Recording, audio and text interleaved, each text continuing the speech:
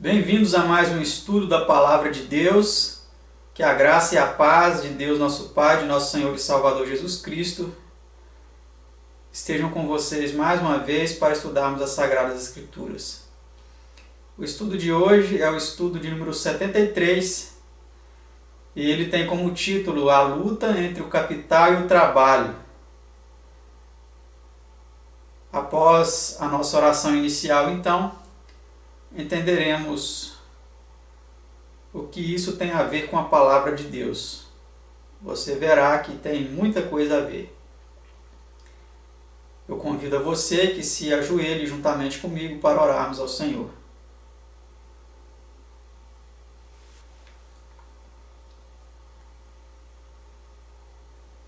Pai nosso que estás nos céus, santificado seja o teu glorioso nome por toda a eternidade.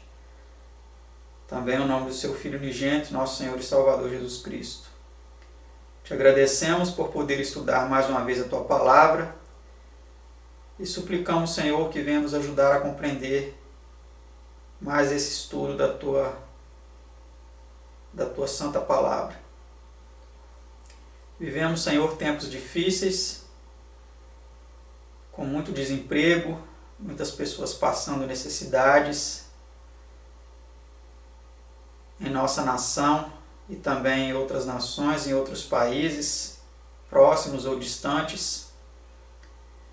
E nós pedimos, Senhor, que tenha misericórdia dos teus filhos e nos ajude, Senhor, a superarmos nossas lutas e dificuldades pelo teu grandioso poder e o teu amor, a tua misericórdia. Pedimos essas bênçãos em nome do seu amado Filho unigênito, nosso Senhor e Salvador Jesus.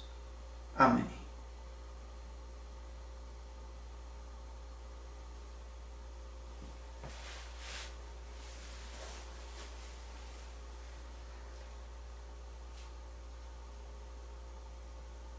Em nossos dias nós vivemos aflições terríveis com relação a este tema. Os grandes detentores do capital, muitas vezes eles seguram o capital dependendo de algumas exigências e milhares de pessoas passam necessidade por não ter trabalho. Vamos entender um pouco mais por que isso tem acontecido.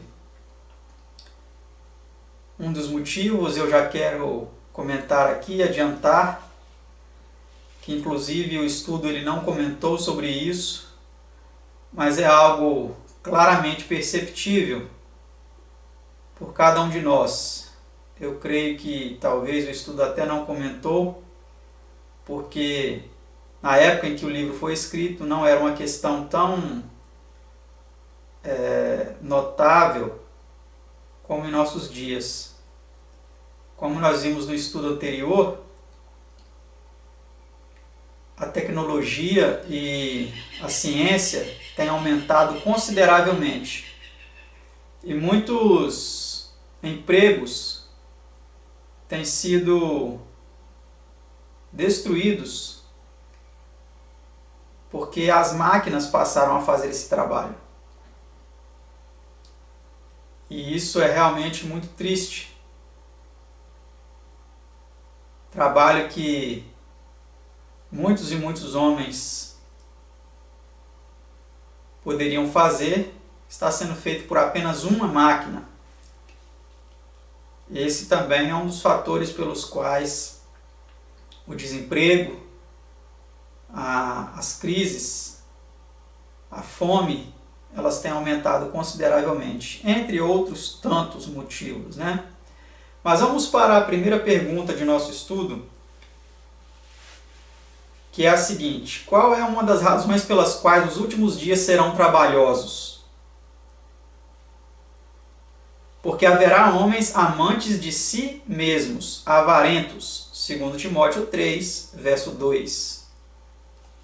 Então essa é uma das razões, né? Em nosso tempo,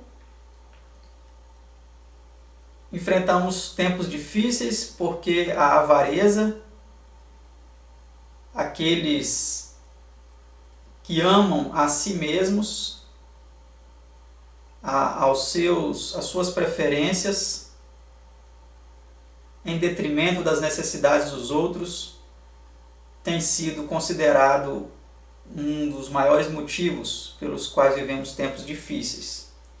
Vamos ver a pergunta de número 2. Quando, de acordo com as profecias, os homens acumularão grandes fortunas? Eia, pois, agora vós, ricos, chorai e pranteai por vossas misérias, que sobre vós hão de vir. As vossas riquezas estão apodrecidas, e as vossas vestes estão comidas de traça. O vosso ouro e a vossa prata se enferrujaram, e a sua ferrugem dará testemunho contra vós, e comerá como fogo a vossa carne. Entesourastes para os últimos dias. Tiago 5, 1-3. Então, meus amados, aquelas pessoas que estão acumulando riquezas, elas estão entesourando, elas estão guardando para os últimos dias, porque essas riquezas, elas serão o motivo da sua desgraça, como nós vimos aqui. Isso é muito triste. Nós dizemos isso com pesar, porque não era para ser assim. Vamos seguir para o próximo slide aí, que é uma nota em nosso estudo, que vem dizendo assim: temos chegado à época de vastas acumulações de riquezas, quando parece haver uma tresloucada corrida para ganhar dinheiro bem depressa. E os milionários e multimilionários estão em grande evidência. Falando sobre este assunto, o reverendo H.W. Bowman, que eu não gosto de chamar ninguém de reverendo, porque reverendo é só Deus, né? Mas está aí a citação, no livro de sua autoria, Guerra entre o Capital e o Trabalho, diz: essas fortunas colossais, essa acumulação de dinheiro, as companhias que reúnem quantias avultadas, nada disso, com o rápido aumento da pobreza, jamais foi visto no passado. Só mesmo essa época se amolda a profecia. Então, meus amados, realmente é isso que tem acontecido, né? Aqui, quando o livro foi escrito, ele falou milionários e multimilionários. Hoje nós temos homens aí que são bilionários. Homens que têm realmente fortunas colossais, homens e mulheres, né? Que têm fortunas colossais. Enquanto milhões e bilhões, até mesmo bilhões, têm vivido na miséria. Pergunta 3. Por que Cristo na parábola reprovou o homem que escondera o talento? Vamos ver por que Cristo o reprovou. Respondendo, porém, o seu senhor disse-lhe: mau e negligente servo, sabias que ceifo onde não semeei e ajunto onde não espalhei. Devias então ter dado o meu dinheiro aos banqueiros, e quando eu viesse, receberia o meu com os juros. São Mateus 25, 26 e 27. Vamos para a nota em nosso estudo. Servilismo para com as riquezas, diz J.S. Mill, é uma maldição social. Vespasiano disse uma verdade ao declarar: a riqueza é boa coisa, se bem adquirida e bem empregada. Pedro Cooper também proferiu uma grande verdade semelhante à aludida. O homem rico é apenas um mordomo constituído para o bem da humanidade. James A. Pater, milionário de Chicago, antigo vendedor de farinha de trigo afastado do comércio ao anunciar a intenção de distribuir a fortuna em obras de caridade, disse: creio que o homem deve distribuir boa parte de sua riqueza enquanto estiver vivo. Não pode levar consigo deste mundo $1 sequer, embora eu conheça alguns que parecem crer que podem fazer tal coisa. Quero mesmo abrir mão da maior parte da minha fortuna. Espero, antes de morrer, poder ajudar muitas instituições de caridade. Ponho em dúvida a conveniência de deixar grande herança em dinheiro para os filhos. Muitas vidas têm sido arruinadas por causa de vultosas heranças. Os filhos de um ricaço lucram mais quando têm de lutar para ganhar a vida. Washington Times, de 5 de novembro de 1910. Então, meus amados, essa é a realidade, né, que nós temos aí em nossos dias. Muitas pessoas elas estão acumulando na terra e não estão acumulando no céu. Quando lá na parábola Cristo disse, né, daquele que enterrou o seu talento, por que você não multiplicou? Não era multiplicar para ele guardar para si, não. Isso era uma maneira figurada de Jesus dizer que o que ele recebeu, ele deveria ajudar outras pessoas e não guardar para si, né? Pergunta 4. Que disse Cristo que o jovem rico deveria fazer? Disse-lhe Jesus: se queres ser perfeito, vai, vende tudo que tens e dá-o aos pobres, e terás um tesouro no céu. E vem e segue-me. São Mateus 19, 21. Nós vemos que isso realmente frustrou aquele homem, porque ele tinha muitas posses, né, vem dizendo as Sagradas Escrituras. Hoje, se Jesus dissesse isso, até mesmo para algumas pessoas que se dizem cristãs, eles também voltariam tristes como aquele homem, porque eles são tão apegados às suas riquezas, que eles preferem as suas riquezas e se perder junto com elas, do que as mansões celestiais. Pergunta 5. Na parábola, que disse Deus ao homem rico que pensava construir grandes depósitos para armazenar o que possuía?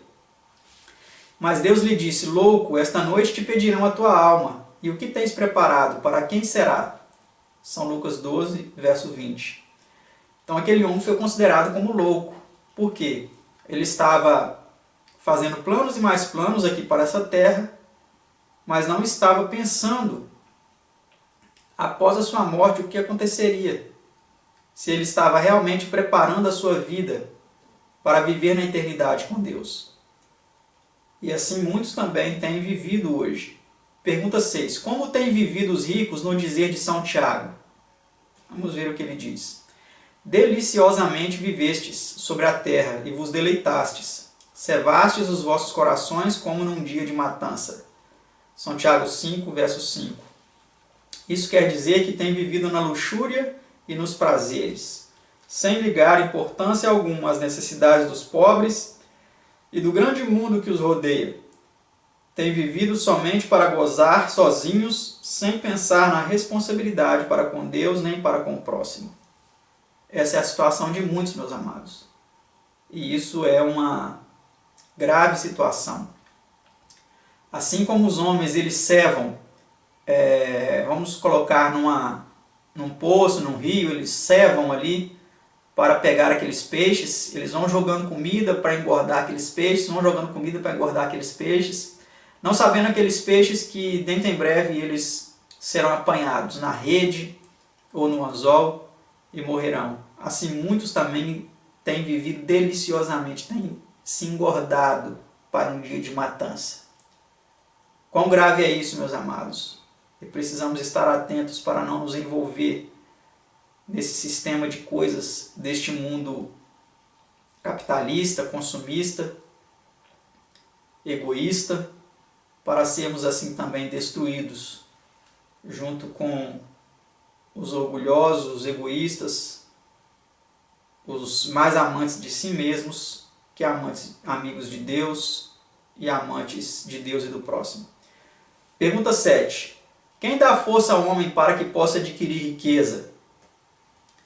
Antes te lembrarás do Senhor teu Deus, que Ele é o que te dá força para adquirires riqueza.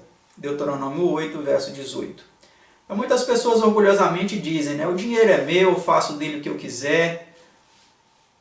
São pessoas tolas, são pessoas ignorantes, porque é Deus que nos dá saúde e nos dá força para nós adquirirmos o que temos. E precisamos saber administrar da melhor forma possível, né? Pergunta 8. Como têm os ricos tratado os justos conforme escreve São Tiago? Condenaste e mataste o justo, ele não vos resistiu. São Tiago 5, verso 6. Não existe coisa alguma mais terrível e cruel do que a inveja ou a cobiça. Para alcançar seu objetivo, a cobiça não respeita os direitos, nem o conforto, nem a vida dos que forem alvo de seus horríveis planos e intrigas. Os íntegros ou justos, no entanto, não se levantam contra essa maneira injusta de tratar. Então, meus amados, nós percebemos aqui que os ímpios eles têm tratado os justos com tirania, com crueldade. Mas em breve esse quadro de coisas ele vai mudar, né? Pergunta 9. De que maneira têm os ricos defraudado os trabalhadores? Eis que o jornal dos trabalhadores que ceifaram as vossas terras e que por vós foi diminuído, clama, e os clamores dos que ceifaram entraram nos ouvidos do Senhor dos Exércitos. São Tiago 5, verso 4. É lógico que aqui nós temos uma comparação com trabalhadores do campo, da lavoura, mas isso tem acontecido também em todos os aspectos, em todos os ramos de trabalho. Os homens, eles têm retido o que seria de direito e por isso tantas confusões têm acontecido, né? Pergunta 10. Pretendendo o aumento de salário, que fazem muitos trabalhadores? Essa você já até sabe, né? Mas vamos para a resposta. Organizam-se em classes, entram em greve, etc.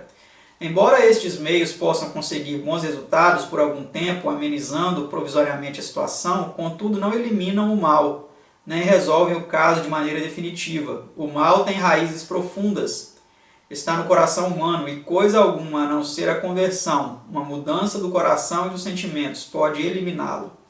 A luta entre o capital e o trabalho é inevitável e irreprimível, enquanto existirem no mundo o pecado, o egoísmo. E perto do fim essa luta se tornará mais e mais intensa, porque então o pecado terá atingido o mais alto grau. Olha, meus amados, a pessoa que escreveu isso aqui, lá nos idos de 1950, década de 50, 40, talvez foi escrito até antes, né? E o livro manteve aí essa edição, essa nota. Se ele vivesse em nossos dias hoje, veria, né?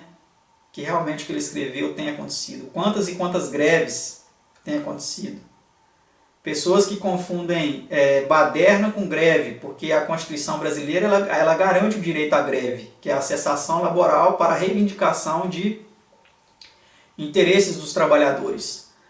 Mas o que tem acontecido é que as pessoas, ao invés de somente interromper a sua atividade laboral e fazer protestos decentes, sem incomodar e atrapalhar e depredar, não, eles têm feito, além das greves, eles têm feito tudo isso. Eles têm bloqueado vias, eles têm destruído patrimônios e grandes perturbações sociais elas têm acontecido, meus amados. Tudo fruto da arrogância, da inveja, da cobiça, não só dos poderosos, mas também das classes inferiores. Pergunta 11. Indicam as Escrituras que haverá violência nesta luta? Vamos ver. Ai daquele que multiplica o que não é seu, até quando? E daquele que se encarrega a si mesmo de dívidas? Não se levantarão de repente os que te hão de morder? E não despertarão os que te hão de abalar? E não lhes servirá a tu de despojo? Abacuque 2, 6 e 7. Nós vemos aí, meus amados, que realmente tem acontecido lutas, tem acontecido perturbações, tem acontecido dores terríveis, né? Pergunta 12. Deseja Deus que seus servos façam parte destas agremiações de classes? Essa é uma pergunta importante, vamos ver. Não chameis conjuração a tudo quanto este povo chama conjuração, e não temais o seu temor, nem tampouco vos assombreis. Isaías 8, verso 12. Olha, meus amados, aqui nós temos nesse texto de Isaías uma clara declaração, uma clara alusão, uma clara também aplicação, né, desse texto a este caso. Não chamar conjuração o que eles chamam conjuração. Não temer o que eles temem. Não buscar estar no meio deles, né? Assim como também diz outro verso da palavra de Deus, não se ajuntar com eles em julgo desigual. Então nós precisamos estar atentos com relação a isso, né? Para não estarmos envolvidos com pessoas com interesses muitas vezes obscuros, né? Pergunta 13. A quem devemos temer e respeitar? Ao Senhor dos Exércitos, a Ele santificai, e seja Ele o vosso temor, e seja Ele o vosso assombro. Isaías 8:13. Então é a Deus que nós devemos temer, meus amados. Não temer sindicatos, não temer pressões para participar de movimentos que são contrários à palavra de Deus. Precisamos estar muito espertos para não sermos envolvidos em redes de intrigas e de situações que não cabe a uma pessoa que quer buscar a Deus e crê que Deus sustenta os seus filhos a se envolver nessas coisas. Pergunta 14 e penúltima de nosso estudo. Que deve o povo de Deus fazer neste tempo? Vamos ver. Sede, pois, irmãos, pacientes até a vinda do Senhor. Eis que o lavrador espera o precioso fruto da terra, aguardando-o com paciência, até que receba a chuva temporã e serôdia. Sede vós também pacientes, fortalecei os vossos corações, porque já a vinda do Senhor está próxima. Isaías 8, verso 13. Então vamos ter paciência, meus amados. Vamos buscar de Deus forças, buscar de Deus paciência para superar, todas essas lutas. E última pergunta, pergunta 15. Que mandamentos, sendo obedecidos, resolveriam pacificamente esta luta crescente e quase generalizada? Vamos ver então aqui alguns textos. Amarás o teu próximo como a ti mesmo, São Mateus 22, 39. Não atente cada um para o que é propriamente seu, mas cada qual também para o que é dos outros, Filipenses 2, verso 4. E o último texto, São Mateus 7,12. Portanto, tudo que vós quereis que os homens vos façam, fazei-o também vós, porque esta é a lei e os profetas. Então, meus queridos, meus amados, que nós sigamos esses mandamentos, que nós amemos ao próximo como a nós mesmos, que nós busquemos também os interesses das pessoas, nos coloquemos um pouco no lugar delas. Eu digo isso para ambas as partes, E que nós busquemos também fazer aos homens aquilo que nós gostaríamos que fosse feito a nós, para que assim vivamos uma vida mais harmônica possível enquanto ainda estivermos aqui. Que Deus nos abençoe, que se você está passando dificuldade por uma situação de desemprego, de privação da subsistência básica que você precisa, que Deus abra as portas de um trabalho para você, para que você viva dignamente e leve o sustento para a sua casa.